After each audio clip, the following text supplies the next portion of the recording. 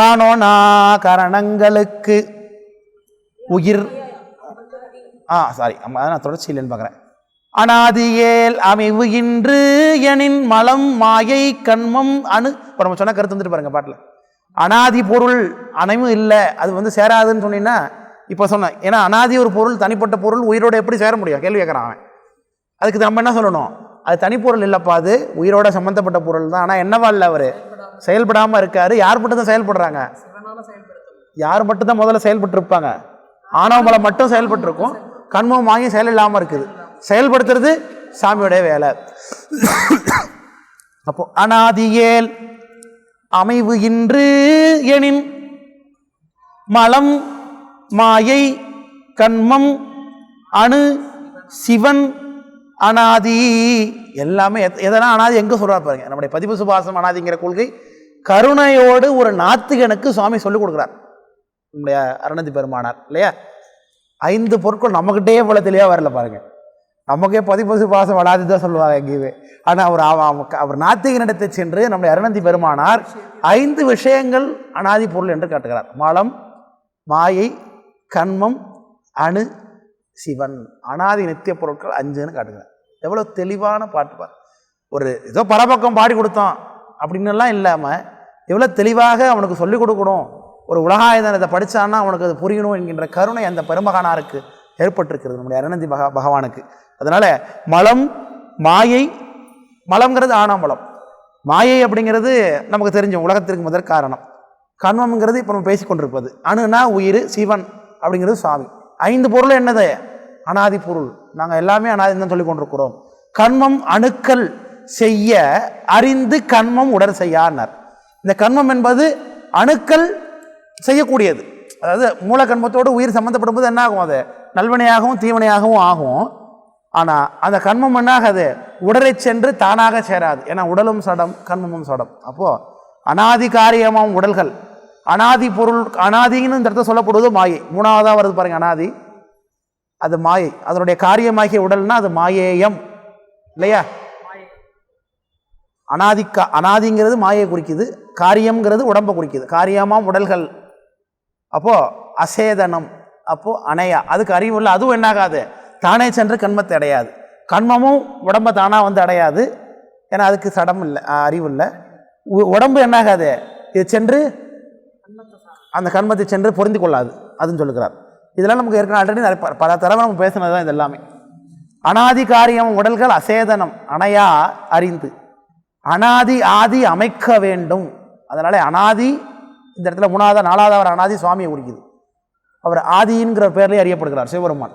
ஆதியும் அந்தமும் இல்லாதவன் சொன்னாலும் எல்லாவற்றுக்கும் தொடக்கமாக இருக்கிறதுனால அவனுக்கு ஆதின்னு ஒரு பேர் இருக்கு. அனாதியாதி அமைக்க வேண்டும், அமைப்பினோடும் அனாதிய என்று சிவபெருமான் அமைத்தால்தான் கண்மம் என்ன பண்ணும்? இந்த உயிரோடு வந்து சேரும் என்று அவனுக்கு எடுத்து காட்டுகிறார். இல்லைங்குதுங்களா? புரியுதா? இப்போ உயிரை பார்க்க முடியல அப்படின்னு அவன் கேள்வி கேட்டான். 22வது பாட்டு அவனுடைய கொள்கையில் பாருங்க. உயிரானது உள்ளவே இல்லை அப்படின்னா, காயத்தின் குணமது அன்றி கண்டது ஆன்மா உண்டாயின். உடம்புக்குள்ள உணர்வு என்பது உண்டாவதற்கு அதோடைய இயல்பு தான், குணம்தான் சொல்லிவிட்டு ஆன்மான ஒன்று இருக்குன்னா, மாயத்தில் சொல்லிடாதே மனமுதல் ஆறினுக்கும் நேயத்தது ஆக வேண்டும். மாயமாக சொல்லாத, மனம் முதலான 6 வகை காட்சிகளுக்கும் என்ன ஆகணும்? இந்த உயிர் இருப்பது தெரியப்படணும். தெரியுதா? தெரியல. இப்போ பிரத்யக்ஷ பிரமாணத்தை மட்டும் ஒத்துக்கொண்டவன் என்பதனால உயிர் என்னன்னா இல்லைன்னு சொல்லிட்டான். அப்போ உண்மை தையத்தின் முயற்கொம்பு எல்லை செப்புவோர் செய்தியாமே என்று சொல்கிறார். முயற்கொம்பு போல உயிர் இல்லாத ஒரு பொருள், ஆனால் இருக்கு இருக்கு என்று சொல்லிக் கொண்டிருக்கிறாய் என்று சொல்லுகிறார். அதற்கான விளக்கத்தை தான் இப்போ நம்ம பார்க்க போகிறோம். உடம்பு கண்ணுக்கு தெரியாத பொருள் எல்லாம் இல்லையா என்ற கேள்வியை சொல்லுகிறார். காணோனா கரணங்களுக்கு உயர் கண்டிடாமையின் இன்றனில் காணுமோ கடம் கண்ட கண்ணினை கண்டு நிற்பது கண்ணதே. காணோனாது உயிர் தானும் இப்படி கண்டிடும் கரணங்களை காணோனா கரணங்களுக்கு உயிர் உண்மையாவதும் கண்டிட என்று சொல்கிறார். இப்போ காணோனானா பார்க்க முடியாதன்னு அர்த்தம். கரணங்களுக்கு உயிர் கண்டிடாமை. நீ முதல்ல பொறிபுலன்களுக்கு உட்படக்கூடிய ஒரு பொருள் தான் இருக்குன்னு நம்புகின்றாய்.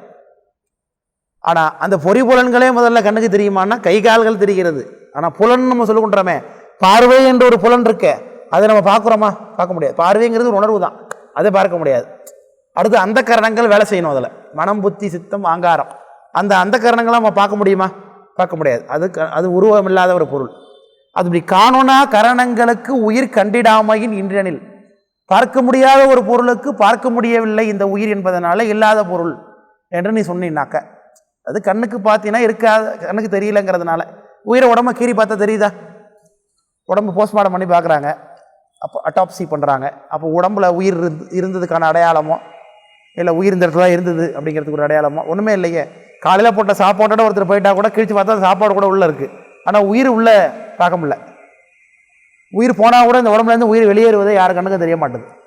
அப்போ உயிர் என்பது என்றைக்குமே என்ன கிடையாது, கண்ணுக்கு தெரியாத ஒரு பொருள் தான். அதுக்கு உடம்பு கிடையாது, உருவங்கிறது கிடையாது உயிருக்கு. அப்போ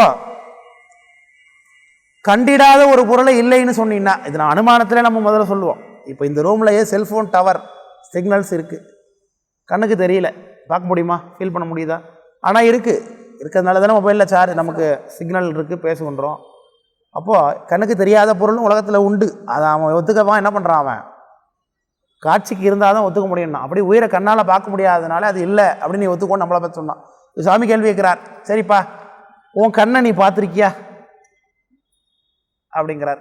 நம்ம கண்ணை நம்ம பார்த்துருக்கோமா? என்னைக்காது பார்க்க முடியுமா?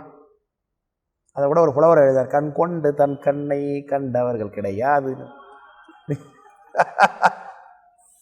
ஒரு பாட்டில் வருதா இல்லையா? அது கண் கொண்டு தன் கண்ணை கண்டவர்கள் கிடையாதுன்னு ஒரு பாட்டு இருக்கு. நம்ம கண்ணை எதில் தான் பார்க்கணும்? பார்த்தோம்னா ஒன்று கண்ணாடியில் பார்க்கணும் இல்லையா? அது ஒரு காட்சி தான். ஆனால் உள்ளபடியே கண்ணுக்கு உட்படாத ஒரு பொருள் கண்ணு தான். நம்ம கண்ணால் பார்க்க முடியாது. அப்போ கண்ணுக்கு உட்படாத ஒரு பொருள் இல்லைன்னா ஒரு கண்ணு இல்லைன்னு சொல்லி ஆள் கேட்குறாரு அவ்வளோ பார்த்து இல்லையா? புரியுதா? அப்போ கண்ணாடியில் தெரிஞ்சால் கூட அது தெரியுதே சார்னா அது ஒரு வகை அனுமான காட்சி தானே. இது தெரியறது நான் தான் அப்படிங்க தெரிந்து கொண்டு நாம் அனுமானித்து தான் இது நம்ம கண்ணுன்னு புரிந்து கொள்கிறோம் இல்லையா? அப்படி காணுமோ கடம் கண்ட கண்ணினை கண்டு நிற்பதும் கண்ணதே. கடம்ங்கிறது இந்த இடத்துல குடத்தை குறிக்குது. எந்த பொருளை வேணாலும் வச்சுங்க, இந்த இடத்துல கடம்னு சொல்கிறார். இப்படி இந்த பாட்டில் பார்த்த என் கண்ணு பார்க்குமா? பார்க்க முடியாது, வாய்ப்பை வைக்கல சார். நம்ம உடம்புல நம்ம பார்க்க முடியாத உறுப்புகள் 2 பொருள், ஒன்று நம்ம கண்ணு, இன்னொன்று முதுகு. நம்ம முதுவை நம்ம பார்க்க முடியாது திருப்பி இல்லையா? இதெல்லாம் சாமி வச்சிருக்க அதிசயம் நமக்கு. அதனால அடி காணுமோ கடம் கண்ட கண்ணினை கண்டு நிற்பதும் கண்ணதே, காணோனாது உயிர் தானம். அப்படித்தாண்டா உயிரையும் பார்க்க முடியாது. கண்ணை பார்க்க முடியலங்கிறதா கண்ணு இல்லைன்பியா? அதேமாதிரி உயிரை பார்க்க முடியாதுங்கிறதுக்காக என்ன கிடையாது, உயிர் இல்லைன்னு சொல்ல முடியாது. அதனால இப்படியாக கண்டிடும் கரணங்களை காணோனா கரணங்களுக்கு உயிர் உண்மையாவதும் கண்டிடே. அப்படி கரணங்கள் வழியாக பார்வையை பார்ப்பது உயிர் என்பதை புரிந்து கொள் என்று உயிர் இருப்பதற்கு அவர் காட்டுகிறார். அதனால் உயிர் இருப்பதற்கு இன்னும் நிறைய ஆதாரம் காட்டலாம். ஆனால் இவன் கேட்டது என்னது தான், பார்க்க முடியல அதனால் இல்லைன்னு சொல்லுனார். அதனால் பார்க்க முடியாததெல்லாம் இல்லைன்னு அர்த்தம் கிடையாது. பார்க்க முடியாது உங்ககிட்டே இருக்குது, உன் கண்ணையை நீ இது வரைக்கும் பார்த்தது இல்லையே. அப்போ உயிர்னு ஒன்று இருக்கிற ஒரு பொருள், கண்ணுக்கு நேராக புறத்தில் இருக்கக்கூடிய ஒரு பொருளை தொட்டு பார்த்தா தெரியக்கூடிய ஒரு பொருளை நீ கண்ணால் பார்க்க முடியல. அப்போது உயிரை கண்ணால் பார்க்க முடியுங்கிறது எப்படி எதிர்பார்க்க முடியும் இல்லையா? அதற்கு இயல்பே என்னவா இருக்குது, கண்ணுக்கு தெரியாததாக தான் இருக்குது. அதனால் அது இருக்குங்கிறதை ஒத்துக்கோ. அதனால் கண்ணுக்கு தெரியாத ஒரு உயிராக இருந்தாலும் அது என்ன ஆகுது, இந்த பொறிபுலன்களை ஆட்சி செய்து கொண்டு அறிவை பெறக்கூடியதாக இருக்கிறதுன்னு அந்த பாடலுடைய கருத்து. அதனால் அப்போது அங்கியானது தானும் ஒன்றை அணைந்து நின்று நிகழ்ந்திடும் பங்கியாது உயிர்தானும் இப்படி பற்றியல்லது நின்றிடாது எங்குமார் தைலத்தை உண்டு எழு தீபமானது எரிந்திடும் அங்கது ஆம் உடல் நின்ற கண்மம் அருந்தி உயிர் ஆவதே. ஏன் உயிரை பார்க்க முடியல, கண்ணால் பார்க்க முடியவில்லை, ஏன் தனித்து தோன்ற மாட்டுகிறது அப்படிங்கிறதுக்கு ஒரு காரணம் சொல்லுகிறார். உயிரோட இயல்பு என்னன்னா, என்ன நம்ம படிச்சிருக்கோம், வேற என்ன இயல்பு இருக்கு? உயிருக்குடைய இயல்புகள் என்னென்ன? பற்றி அறியும். Very good. அப்புறம் முக்கியமானது விட்டுவிட்டீங்களே, குறையறிவு. ரைட். அது எப்படி சொல்லலாம்?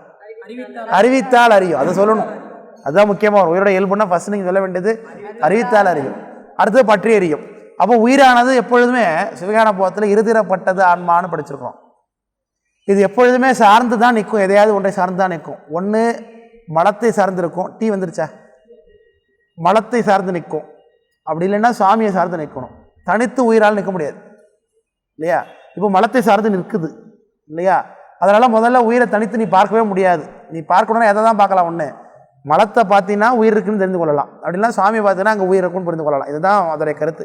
தனிப்பட்ட முறையில் உயிர் என்ன ஆகாது? பிரத்யக்ஷம் ஆகாது. அதனால் இது காரணம் என்ன? உயிர் எப்பொழுது என்ன பண்ணும்? பற்றி நின்று தான் அறியும் என்பது உதாரணம். அதை சொல்லுகிறார். அங்கியானது தானும் ஒன்றை அணைந்து நின்று நிகழ்ந்தினார். அங்கினா நெருப்பு. நெருப்பாங்கிறது தனி பூதம் தான். ஆனால் நெருப்பு இருக்கணும்னா அதுக்கு ஒரு பற்றுக்கோள் இருக்கணுமா? நம்ம ஒரு விரவு கட்டையோ ஒரு கற்பூரமோ ஒரு திரியோ ஒரு எரியக்கூடிய ஒரு பொருளோ இருந்தால் தான் என்ன ஆகும்? நெருப்பு அங்கே தங்கி நின்று எரியும். அந்த இடத்துல நெருப்பு நிற்குமா? நிற்காது. அப்போ நெருப்பு என்பது இருக்கணும்னாக்க அங்கே என்ன இருக்கணும்? அவர் பற்றுக்கோடு இருந்து அது எரிஞ்சாதான் நெருப்பு தோன்றும். அதுபோல் அங்கியானது தானும் ஒன்றை அணைந்து நின்று நிகழ்ந்திடும். அது ஒன்றை பற்றிக்கொண்டு தான் நெருப்பு கூட நிற்குது. அதுபோல் பங்கியாது உயிர்தானும் இப்படி. அதுபோல் உயிர் என்ன பண்ணாத? வேறொரு பொருளை பற்றாமல் அதெல்லாம் நிற்க முடியாது. பற்றி அல்லது நின்றிடாது. இதுதான் கருத்து இல்லையா? எங்குமார் தைலத்தை உண்டு எழு தீபமானது எரிந்திடும். எங்குமாங்கிறனா அகல் முழுக்க இருக்கும். அகல்ங்கிறது அந்த தகலின்னு பேர். தீபம் ஏற்றி வைக்கிறோம், அந்த எண்ணெய் விட்டு வைக்கிறதுக்கு ஒரு பாத்திரம் இருக்குது. அதில் திரிய போட்டு நெருப்பை ஏற்றி வச்சோன்னா தீபம் எரித்து கொண்டு இருக்கிறது. அந்த சட்டி பூரா இருக்கக்கூடிய எண்ணெயை எங்கே தெரிகிறது? பயன் திரி நூலில் தெரிகிறது இல்லையா? அதான் எங்குமார் தைலத்தை, தைலம்னா எண்ணெய், எங்குமார் தைலத்தை உண்டு எழு தீபமானது எரிந்திடும். அங்கதான் உடல் நின்று கண்மம் அருந்தி ஆறுயிர் ஆவதே. அதுபோல் எங்கே இருக்கக்கூடிய உயிரானது இந்த உடல் அளவில் நின்று கொண்டு என்ன பண்ணும்? கண்மத்தை அறிந்து கொள்ளும். இதுதான் நம்ம சொல்லக்கூடிய விஷயம். உயிருக்கு நாம் என்ன சொல்லுவோம்? உயிரோட அளவு என்ன சொல்லுவோம்? இப்போ உடல் அளவுக்கு இருக்குது, அறியும். உள்ளபடியே உயிருடைய தன்மை என்ன? வியாபகம். சாமிக்கு அடங்கிய வியாபகம் இல்லையா? அதை மகத்து பரிணாமம்னு சொல்லுவோம், அடங்கிய வியாபகம். அப்படி இருக்கக்கூடிய உயிரானது இப்போ என்ன பண்ணிட்டு இருக்கு? உடம்பு அளவில் மட்டும் அறிவு நிகழ்த்தி கொண்டு இருக்கு. விளக்கம் போகிறதுங்களா? எங்குமார் தைலம் தீபத்து அளவில் தெரிவது போல, தீபத்தில் அதை பயன் தெரிவது போல. எங்கே இருக்கக்கூடிய இப்போ எண்ணெய் இல்லைன்னா தீபம் எரியுமா? தெரியாது. ஆனால் எங்கே இருக்கக்கூடிய எண்ணெயை எங்கே தான் நம்ம அதோடைய பயனை நுகரணும்? திரியினுடைய நுனியில். அது போல் எங்கேயும் இருக்கக்கூடிய உயிர் இந்த உடம்பு அளவில் மட்டும் என்ன பண்ணுது? கண்மத்தை அனுபவிக்கிறது என்பது இந்த பாடலுடைய கருத்து இல்லையா?